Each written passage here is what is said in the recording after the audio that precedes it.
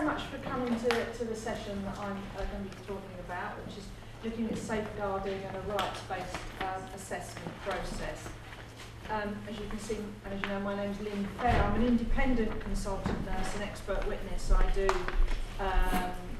done adult safeguarding for the last 15 years or so. I was in the NHS as a consultant nurse, specialising in neglect and institutional neglect, and also worked advising Panorama, File and Fall, that sort of stuff, and also doing court protection work, done some cases with Alex Ruppke and other complicated court protection decisions where they need an independent nurse to do an independent assessment about what is in someone's best interest.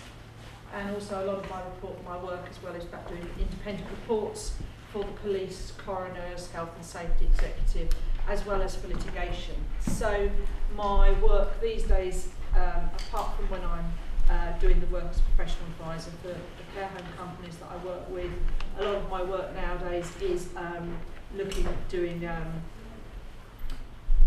desktop investigations, looking at what you can pull out of records, which actually you can usually pull out a lot if you really know how to drill down into them, and you can also build up the picture quite well.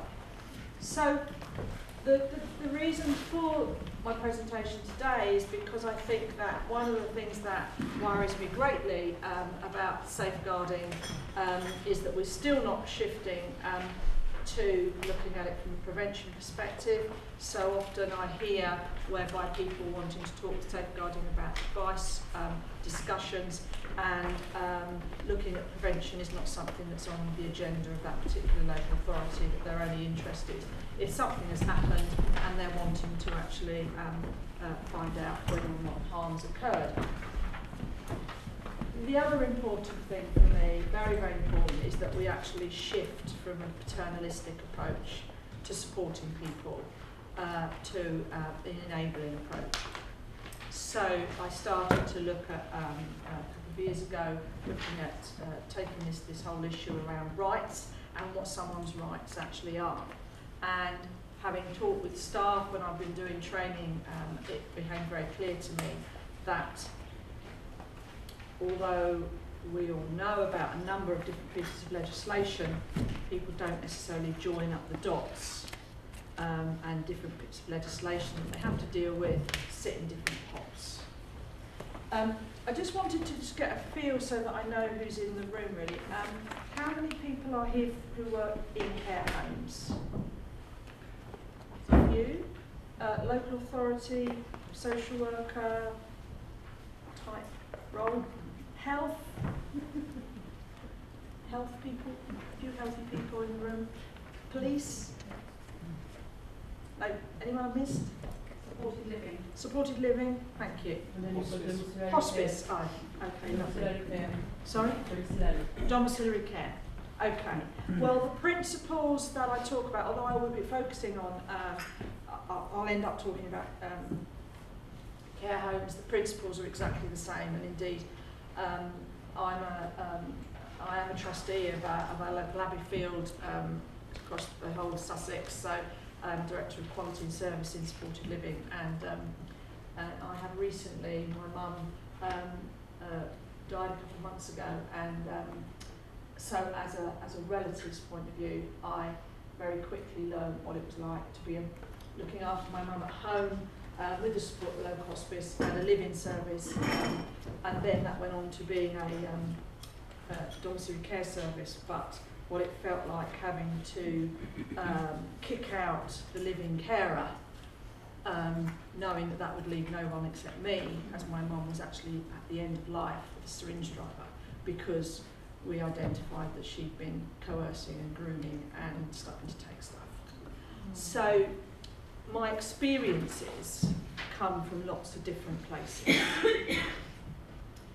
But what we're going to talk about to start with is, oh, if we press the right button, that is, technology is not on my list of things.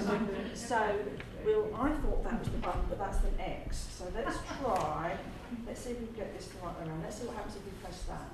No, let's see what happens if we press that. Ah, look at that, marvellous. Marvellous, excellent. So when's an accident not an accident? When is it actually a safeguarding concern? When should someone be stopped from doing something?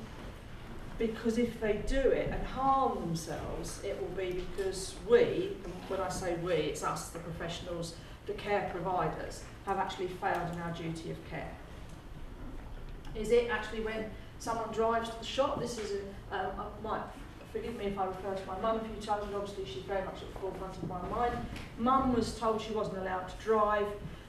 She had end-stage COPD and her feet were huge, and it was causing her to become muddled. The doctor told her she couldn't drive, addicted to cigarettes, so she drove the car.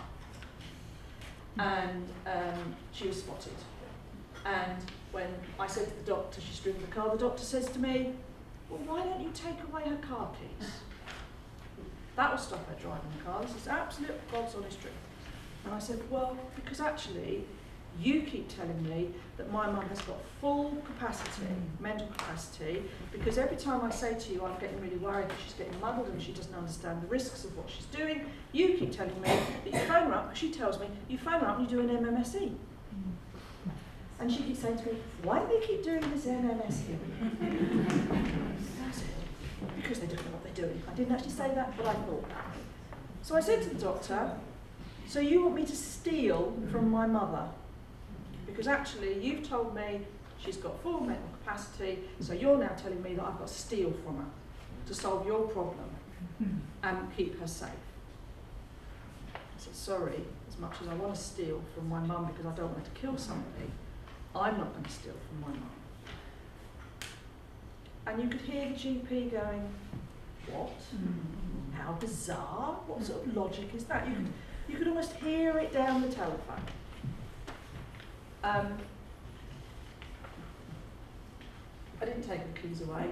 We had a few words. In fact, the car, it failed its MOT the following week, which was actually so the car went. But that, you know, so who's if mum had driven the car, heaven forbid, and knocked someone down? Was that mum? Was that the GP's responsibility? Was it mine as the family member who knew she wasn't safe but knew she still had the car keys sitting there? Well, actually, the way I read it, as sad as it was, and this is what I said to her, it was hers. Because she kept being told, the doctor, I don't know how poor the capacity assessment was, but the doctor kept saying, you have full capacity. That gave her the right to make wise decisions, unwise decisions, and if she chooses, illegal decisions. And if she chooses to break the law, she could choose to break the law. She was 82.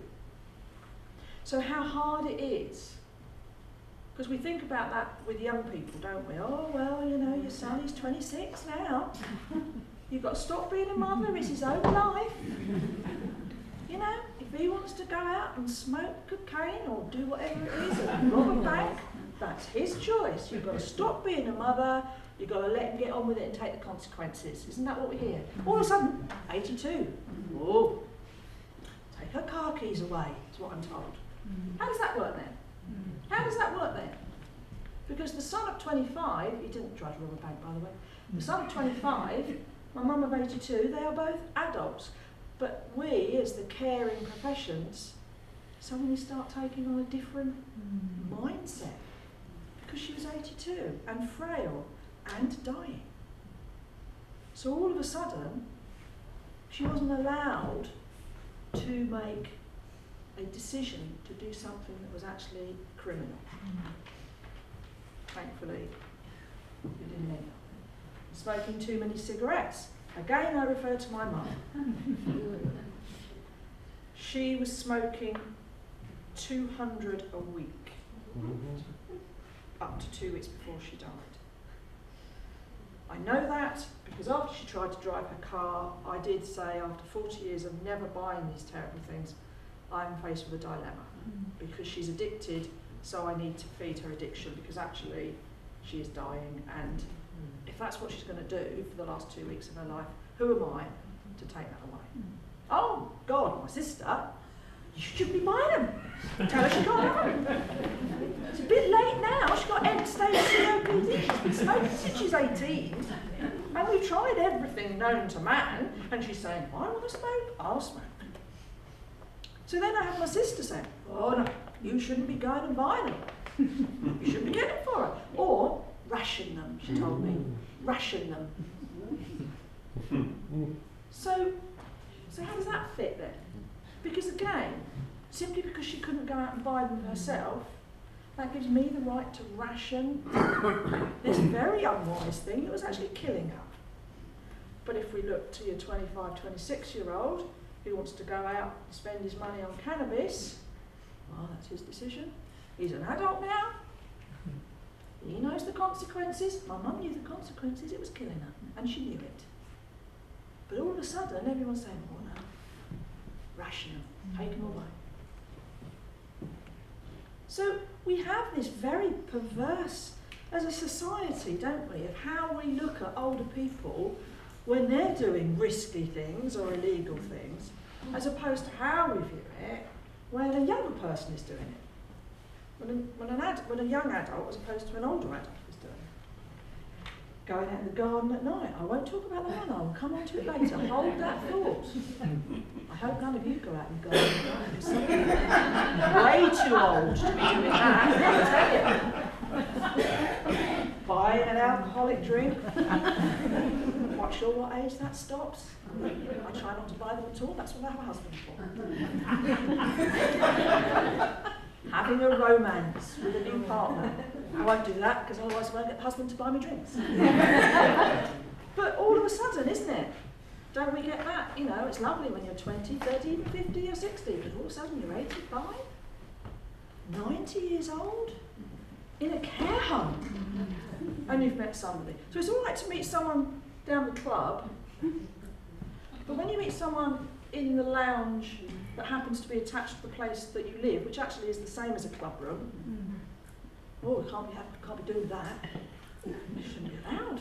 Shouldn't be allowed. So how does all this fit? I'm trying to press the button now. Oh. So what is the cornerstone law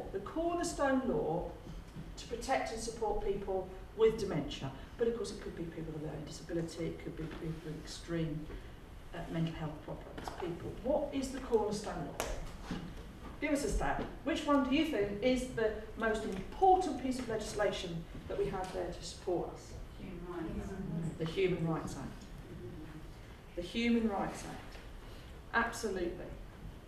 You've obviously been looking at the slide.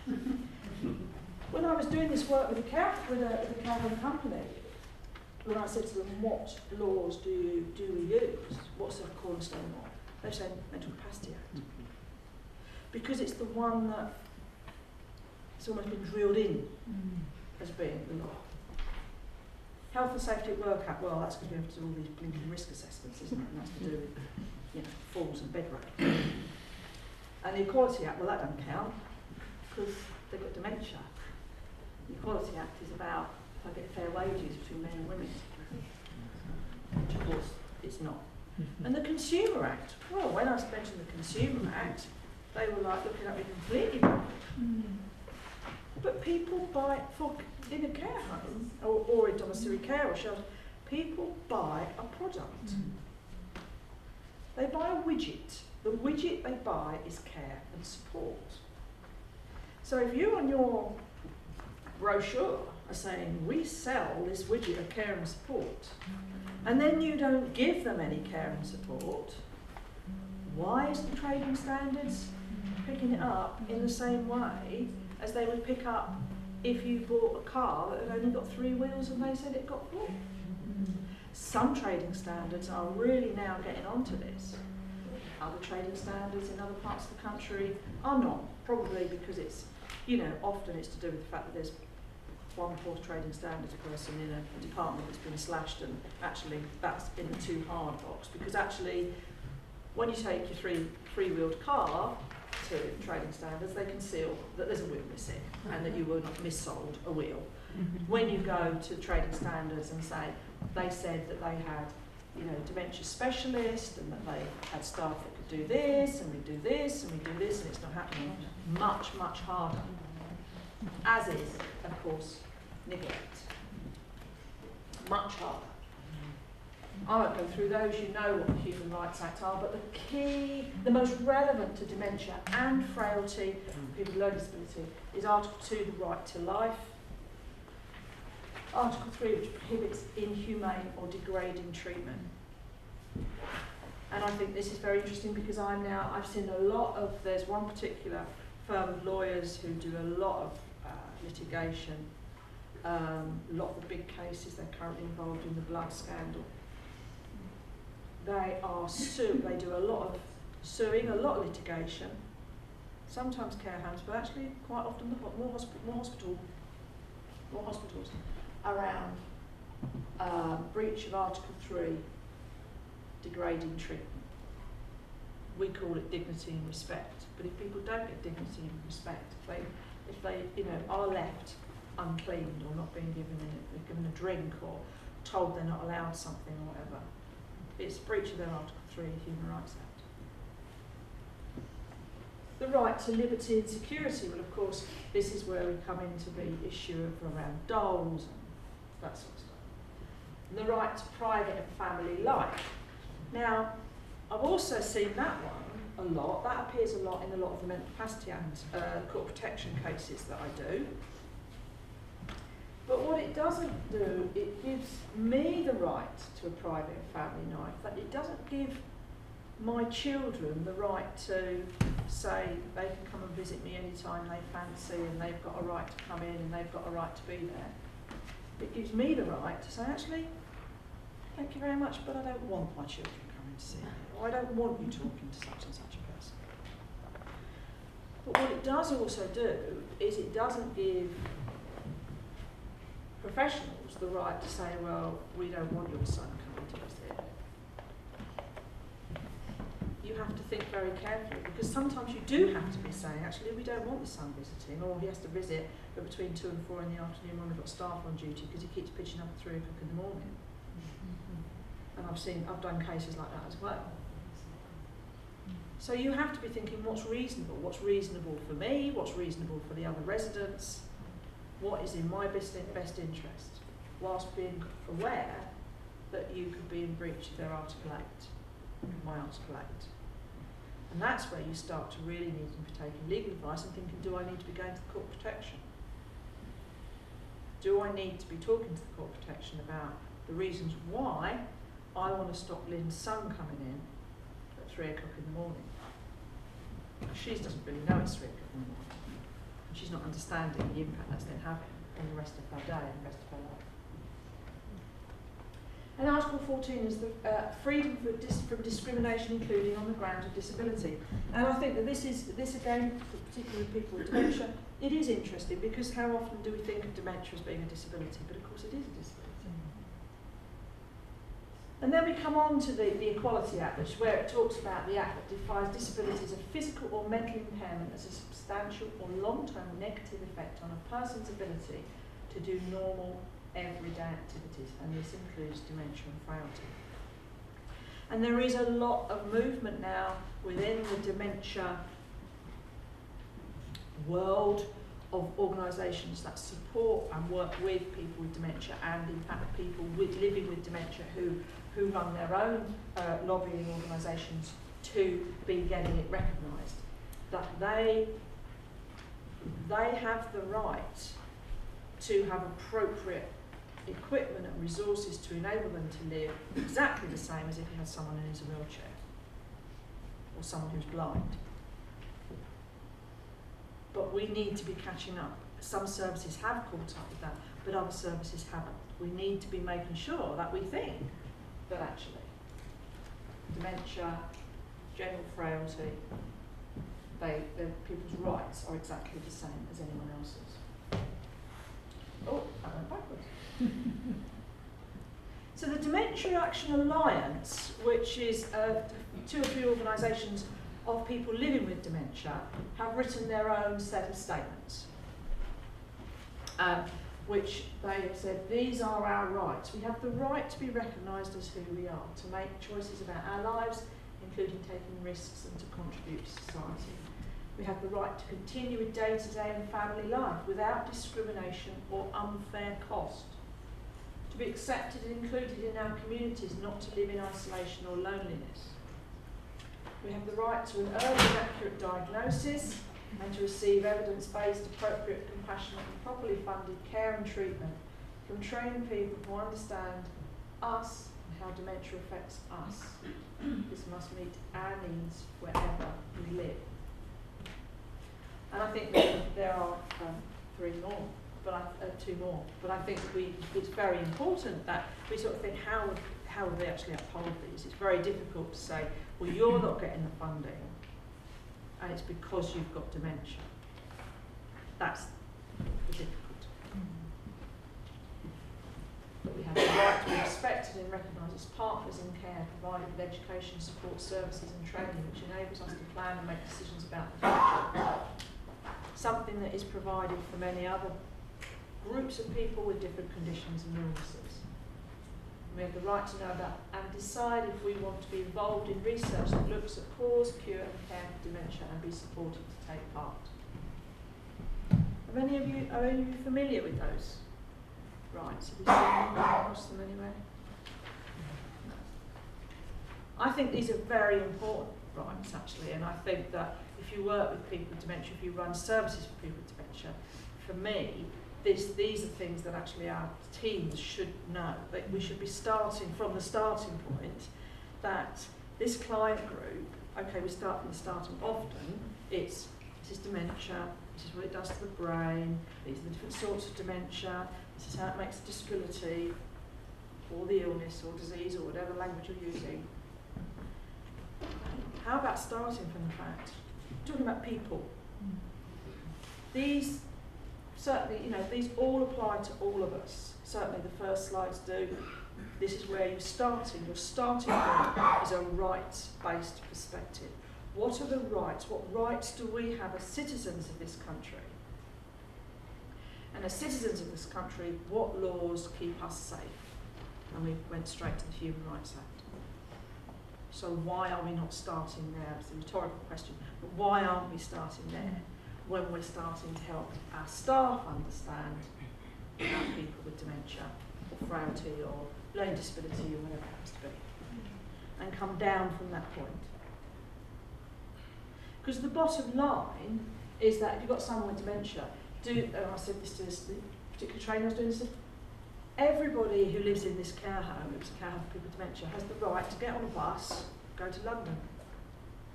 Because we all have that right to walk out here now, get on a bus and go to London. Oh no, they can't.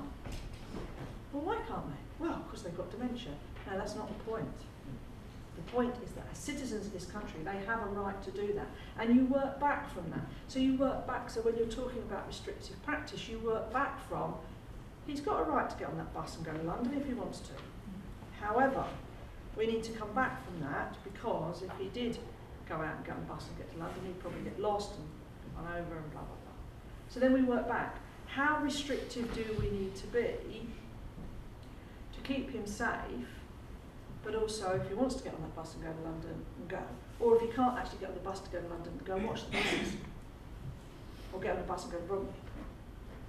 Or just have some model buses, or some puzzles of buses. How do we accommodate that? Rather than thinking, well, he's got dementia, so of course he can't go on the bus. So it's about changing the mindset. Oh, yes. So the Department of Health brought out guidance. Are you familiar with this? Nothing ventured, nothing gained. Came out in 2011. And it is interesting.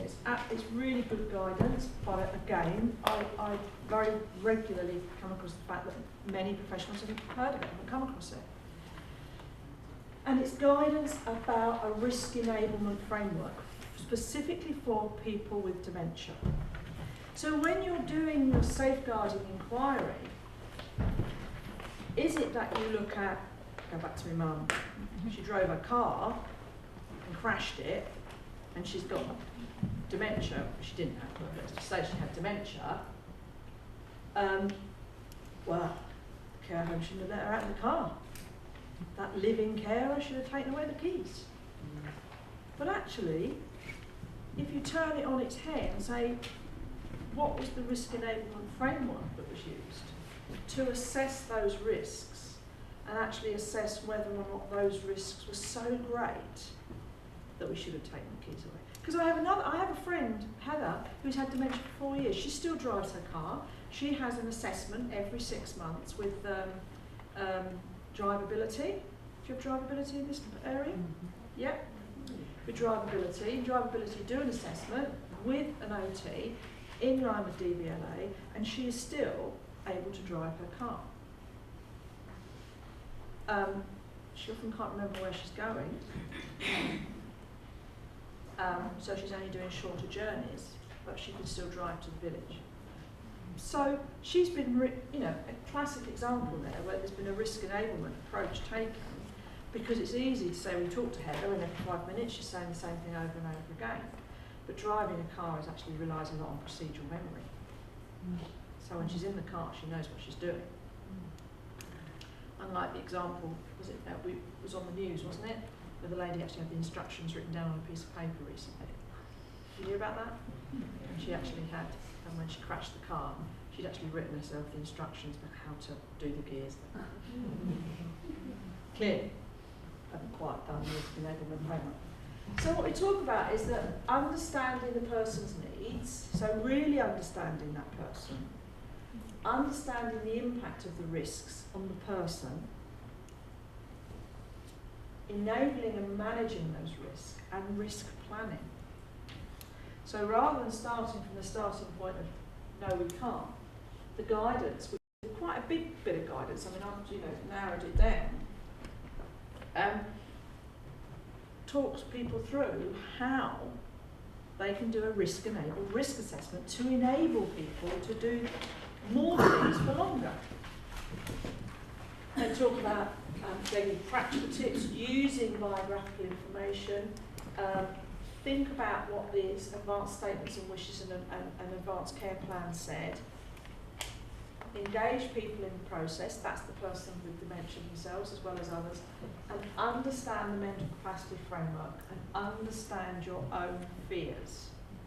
Now, Alex mentioned this a bit, didn't he, when he was talking about he projected, he gave that High Court judgment, where the judge said it was actually the daughter projecting what she thought. Well, conversely, understanding your own fears. If we're fearful that we're going to have safeguarding on our backs, if we let Ivy drive her car, or should we let her smoke 40 fags a day, we're going to have safeguarding on our backs. If she goes into hospital with yet another chest infection, then the hospital will be raising a safeguarding because we've let her smoke 40 fags a day. If those are the driving forces, because they are then the reality, because people in hospital and actually people in safeguarding teams aren't thinking from a rights-based perspective either, and aren't just thinking, this is unexplained why Ivy was smoking 40 fags a day and she actually had 8 chest infections in 6 months. We need to just inquire a little more about this. What I see so often as I'm going through forms is when a safeguarding form goes in, the safeguarding concern automatically says abuse, tick, neglect, tick, financial abuse. No, it's not. It's unexplained. It's unexplained. It needs looking at further. It's one of the few places I see, I'm a magistrate, where everyone that comes through the door is innocent. No matter how, even with CCTV footage of this man kicking the police officer, on film it was, he still said, I'm not guilty, and he had a trial. So, he was innocent, and we as the magistrates heard all the evidence, we weighed it up, we watched the CCTV footage and thought, yes, I think that was found him guilty. How often is it, and from my experience working with care homes and also reading lots of documents, a safeguarding concern is raised, oh, they're guilty then. And then all of a sudden, the homes, care providers are finding themselves having to make themselves unguilty. Because people have leapt to conclusions based on the fact, oh, we're from a care home, or it's a domiciliary care service, it's the NHS, not quite so much, but it's the NHS. And there has been harm equals abuse. But it doesn't. Might do, but it doesn't always. It might be that actually they were allowing that person to have a really good life with what they got left. However dangerous and stupid and annoying it was that my mum was still smoking 40 bloody fags a day until the week before she died. That was what she chose to do. So understanding our own fears, I think, and our own thoughts and our own defence mechanisms and our own thoughts about, oh, that could be the litigation, we must be aware of that. It's the same that we are being taught to be aware of our own prejudices. It's the same type of thing.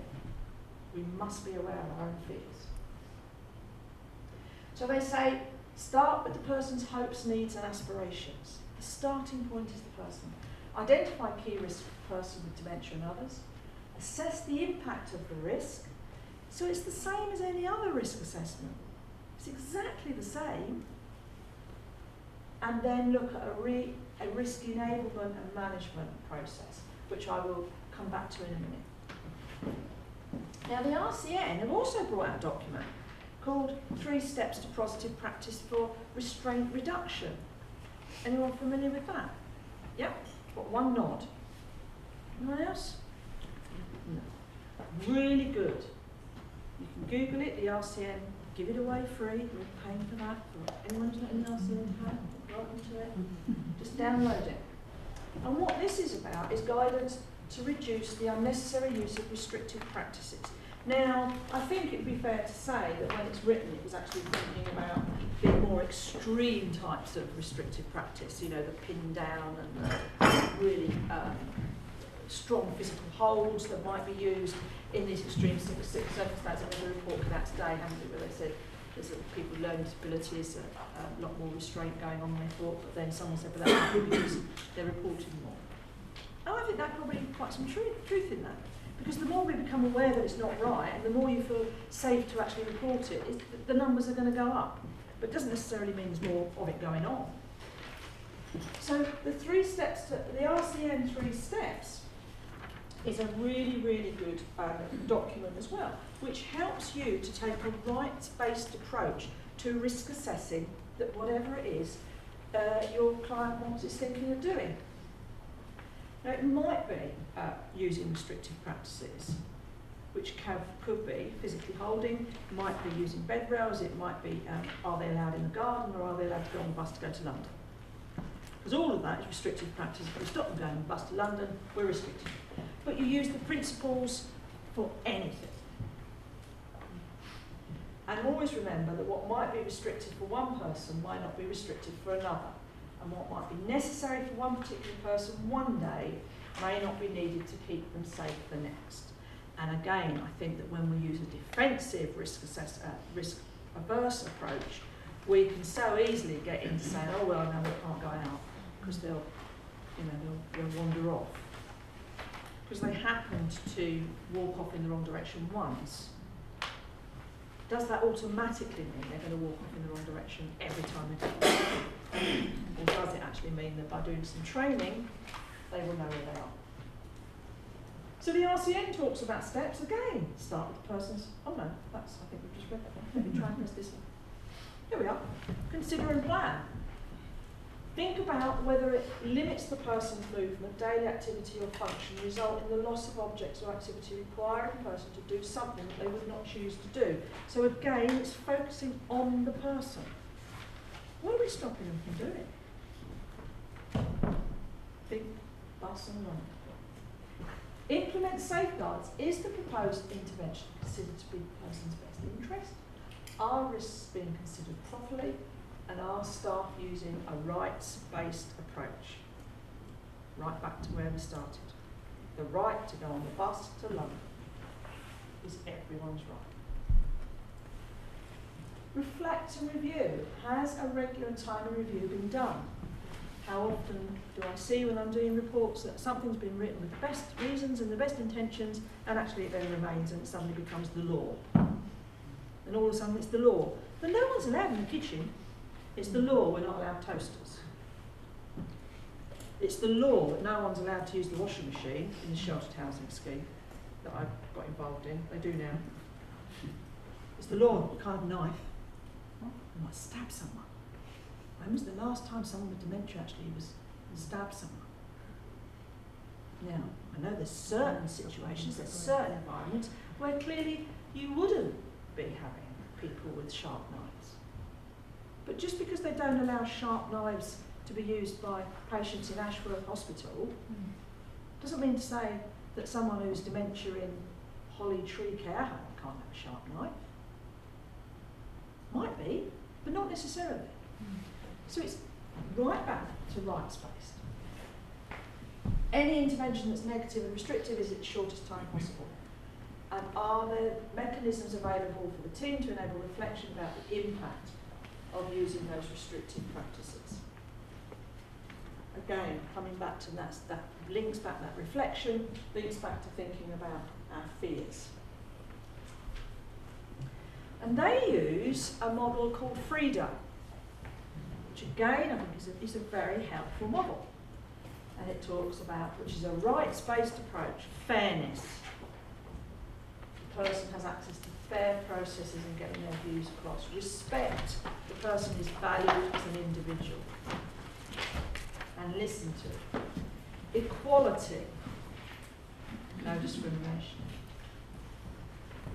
Dignity, treated with compassion that values them, sorry Mr. Ewer, as a fellow human being. How often, when we slip into the disease model or the medical model, do we actually forget to remind staff, well actually, these are just fellow human beings? And autonomy, that the person is able to exercise the maximum amount of choice and control as possible. So with a risk-averse approach, I was in a care home, it was a brand new building, the owner had spent millions of pounds building it, this was only last July, only about 15 miles from here, dementia care, state of the art, that's what they said in their, on their brochure and on their website, best care ever, amazing place, charge a fortune sort of place, every bedroom door was locked and the keys taken away. Oh, they can ask if they want to go in their bedroom. They can they? Nursing home for people with dementia? They can do that, can they? Downstairs rooms all have patio doors. Pay extra for that. Patio doors. Somewhere to go out with. Oh, can't get out. To see, you know, got a garden, very nice. Oh yeah, no, we don't let them have the keys. Where's the keys then, I said? Oh, they're with the family. They're kept in the office. Then if the family want to have the keys so that they can let them out, then they can come and get the keys from the office. That's all right then for £1,800 a week, isn't it? That place had been inspected, got good. So I said, so where's your, so can I go out? We've got one long bit of sort of garden all the way along, which belonged sort of fenced off, but nothing this way. So I said, oh, where's the safe garden? We haven't got a safe garden, they can't go out. Beautiful grounds, trees, lovely grounds. You can't go out, because they might get lost. But when you look out, you can see a nice non-slip path that goes down, so it looks like you've got a beautiful path. Can't do that, can't let them out. Well, it might rain, it's raining today, it's raining all day, I went, it's raining. I said, oh, they've never been in the rain then. 85-year-old man, never been in the rain. What happens to him when he goes in the rain? Because they look at me and think, oh my God.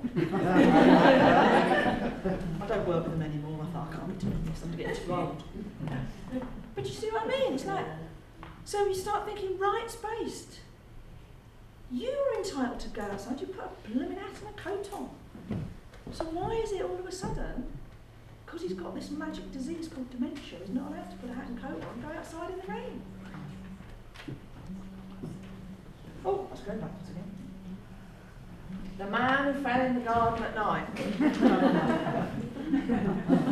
Not quite going to be a good bodyguard, but I hope I get to hold your. What's the time? We're getting on nearly lunchtime. It's a true story. Care home in Derbyshire that I work with, and there was this chappie, and he was some sort of engineer, and he used to be the fire warden in his job. So in the care home, he took on this role of being fire warden, and he would go into meetings, and he'd like walk in and say,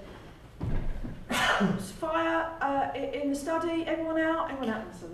Okay, thanks a lot, Bill. And they're going up, right, we've got it under control now. So he was doing this all the time, and the fire extinguishers would travel round, and then they thanks a lot, Bill, and they put them back, And there was a key so they had a fire. The door, so all the doors were always open to the garden. The garden was completely flat, lovely, well lit, proper, good, dementia-friendly garden. And he was out there all the time when he wasn't moving the fire extinguishers. And one night, he took himself to bed, 9 o'clock, and they saw, "Oh, night, Bill," off he goes. Goes and checked by night staff. He was there, all tucked up. He was fine. They went back down that corridor half hour later. Just at the end of it, the fire door was open. And they went out, and Bill had found the key, which they hid behind the lid, to where they turned the alarm on and off. And he found it, turned the alarm off, gone outside, and fallen over and broke his hip. And it was about 9:30, 10:15. It was in late April. Went to hospital and died 3 days later. Safeguard. Or was it a safeguard? So we said, well, the manager and the senior manager said, well, I don't think it's a safeguarding, it was an accident, and we've done appropriate risk assessments, the garden had got the right lux lights, and da-di-da-da-da, I don't think it's a safeguarding. So they notified CQC, under the notification system, CQC got to raise it as safeguarding. All right, why do you think it's a safeguarding? Well, you should talk to safeguarding, see if they think it's a safeguarding. So they found a safeguarding.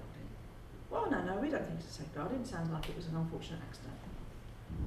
And the safeguarding phoned back there and said, well, actually, we've had a chat and we think it's a safeguarding. So we need to investigate. Right, okay, so did the report. So the safeguarding investigation officer came to look at what they'd done. And she didn't question the fact that could they leave the key somewhere different. I mean, it was very well hid. I mean, he must have remembered in his procedural memory that that's the sort of place that you do things like. That wasn't the concern. The concern was that he was allowed out at 10 o'clock at night. He should not have been able to get out in the garden at 10 o'clock at night at the end of April.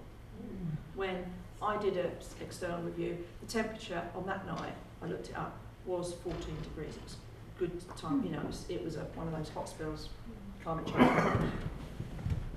So the senior manager told us, don't you ever go out at 10 o'clock at night? Don't you ever go in your garden at 10 o'clock at night? Well, yeah, of course I do. So why couldn't he? Why couldn't he? What? It wasn't that the path was uneven, there was nothing wrong. It's just that you should not have allowed him the opportunity to get outside. Now, fortunately, we managed to, the manager, and it also went to coroner's court. The coroner said it was an accident. It was an absolute accident. It was actually nice that he was, it was unfortunate the way he got out there, but actually, it was an accident. And fortunately, the safeguarding finally did say, yes, it was an accident, because it was he had been enabled, he was in and out of that garden all the time. But it just shows how the automatic position of that safeguarding manager was, we shouldn't be allowed out. We did care home. Shouldn't be allowed out in care home. Here we go back again. So all sorts of things. Are they positive risk taking, or are they safeguarding concern? And a couple of examples, just to finish off, which I don't think I've got this on. Yeah, it's not simply the incident or the accident that should be considered as an indication of neglect or harm. A sad accident, as with the man in the garden, may be the outcome of a very positive, fulfilling and engaging activity. Next year, when I'm 60, I've got a list, and one of the things on my list is that I want to do wing walking. Now, my family think I'm absolutely bomb. I think I probably will think the same thing when I'm up there. And if there was a terrible accident that occurred, yes, they would make sure that I had been strapped on right. But apart from that, you know, if I fall out my boots because I've got the wrong size boots on, that will be a sad accident and a bit of a sad demise, but hey, I'll be having fun while I do it. So why is it that I'm allowed to do that, but here we are, someone in a care home saying, for my 100th birthday, I want to do wing walking. Oh, I think we can allow that. Oh, think of the risk assessments we've got to do for that. Why? Rights-based risk assessment, just because their address is a care home. People who are denied the right to live a life, now in my view, that's neglect. All those people that are denied their right to their room, that was imprisonment. But the harm is harder to see. Depriving someone of the opportunities to fulfil a life's dream, be it smoking 40 a day until the day you die, because you know you're dying anyway, or be it to wing walk, or be it just to sit and drink or go out in the garden in the rain, because that's what you used to like to do. But all of a sudden, oh, no. So how many times do we actually look at care plan and say, how do these people, how are they allowed, enabled to do whatever it is they want to do? What are the actual general home restrictions that stop people from just being people? So just a couple of very quick examples of a rights-based approach. So if we look at, these are just a couple of examples that I've identified. We've got Bert, who is a car mechanic, and he now lives with dementia. Bert's actually my dad. And the other one's Ivy, that's my mum. I'm not very sure with my names, but you know, living with memory. It was observed that he fiddles, and this is true actually, he lived with dementia for 12 years. He fiddles with other people's things, going into their rooms and tries to take equipment apart. We've all got Bert in your care home. Staff thought a good activity for Bert was to have a car which was disabled and put in the garden. Now, how many care homes have got cars now? Very hip hop. Does anyone go in them? They sit in them. Blokes of my dad's generation, they had got their Haynes manual out every weekend. They were out there, weren't they, changing the carburettor, bringing it in and saying, have you seen this? That's what my husband does. Have you seen this? I don't really want to see it. Or he'd recently. That's what they did. So a home will have, oh yes, I heard it's very good to have a car in the garden. So they have a car in the garden, but no one ever touches it. Looks good when people are coming round, but no one ever goes near it. So Bert, he was a mechanic. So he got a car in the garden, and he'd be asked if he would help to fix it. Because again, it's about engaging with him, giving him purpose, making him feel valued. Could you come and see if you could fix the car, Bert? Of course, the car has been disabled. Additionally, for bad weather, parts of an engine that have been cleaned could be set up with the relevant tools in an area in the care setting. So actually, it's raining. Oh look, can you try and work out what's wrong with this, Bert? It's a carburettor, or whatever it is. So we look at the strengths of Bert and his preserved procedural memory. He's been mending cars since he was 14. It enables him to recognise the familiar tools. He's got knowledge of the car engine and still telling staff how to change the oil. This is that my dad didn't do that, but there was another chap in Canada who did this. He had no history of violence or aggression or responsive behaviours towards other people. There was no mobility problem. His walking was good for his age. He'd used the tools since he was 15. He'd worked in a cold garage for 50 years. And he's unable to recognise that a car engine has been disabled and vital parts have been removed. Very important. And he's kind and he's a kind man who enjoys helping people. So asking him to help do that. But the risks. You might try and hit someone with one of the tools. He might hurt himself with one of the tools. How will I explain that to safeguard him? That he dropped a hammer on his toe? Or a torque wrench, whatever one of those is, but my husband's always on about torque wrenches. Throws parts of the engine that would hurt another person. He might fall over in the garden, and he could get hypothermia if he goes outside when it's cold. But we couldn't identify any law stating that it was unlawful for a man with dementia to be given tools and work on a car engine. So we did a care plan, a risk-enabled care plan, for him to work on the car in the garden. So the engine was disabled, the bonnet was fixed in the up position, only tools that were suitable for certain jobs were left available. Any corrosive or dangerous parts were removed from the engine. Bert was invited to dress warmly, went outside and was offered thermal overalls, which he used to wear when he worked in the garage. So when we had the part of the engine in the care home, the area was set away from the main sitting area that enabled him to enjoy tinkering with the engine. The engine part was pressure cleaned and made safe. Only a specific part of an engine would be left out, for example, a head gasket, because it didn't have, you looked at to make sure that he couldn't sort of break his fingers off. The tools, specific tools for that engine part were left out, and cue cards were written, which is a Montessori approach to actually invite him to help fix the engine. So he was being useful. It was risk-enabled. It was made possible. And another example, just as we finish, again this one's Ivy, this is again true, the picture is my mum, but the example is a resident who was in a Canadian care home where I was in March. So Ivy was a maths teacher, but she also did a lot of catering for volunteer groups and the gliding club and her beloved scout group. Ivy was demonstrating she was unhappy and possibly bored by resisting care, shouting and hitting staff and sitting and rocking and tapping, which is what the lady in Canada was doing. Her strengths. So it was thought that she could be invited to help prepare vegetables for the care home midday meal. Her strengths, that she'd done large-scale catering for a hobby for 64 years. She had preserved procedural memory to use a knife and chop vegetables. You'd do it automatically. She demonstrated her ability to use a knife as she eats with a knife and fork at meal times, so we know she can use a knife. She always offered herself as a volunteer and enjoys helping others. She's very jovial and chatty and is good company when she is positively engaged.